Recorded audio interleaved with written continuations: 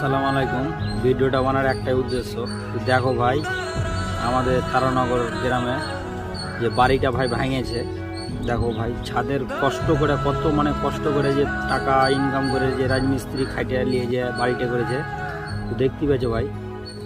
তো দেখো ভিডিওটা সম্পূর্ণ, ঠিক আছে? ভিডিওটা তুলে দেবেন আর বেশি বেশি করে শেয়ার করো, যেন যে আমাদের পশ্চিমবাংলায় মন্ত্রী আছে যেন ওর কাছে চলে যেতে পারে, বা দিদির কাছে যেন চলে যায়, বা ভিডিওটা যেন দেখে বলে যে হ্যাঁ কত কষ্ট করে ভাই। কেউ চেন্নাই কাজ করে, কেউ কেরালায় করে, কেউ কলকাতায় করে, কেউ উড়িষ্যায় করে, সব ভাই রাজমিস্ত্রি। বুঝতে পারলে? মুর্শিদাবাদের ভাই 90% বেশিরভাগ রাজমিস্ত্রি কাজ করে ভাই। রাজমিস্ত্রি কাজ করে নিয়ে যায় ভাই, যদি টাকা জমে এরকম করে বাড়ি করে যদি নদীতে চলে যায় নিয়ে, তাহলে কি করে মানুষ বাঁচবে বলো তো?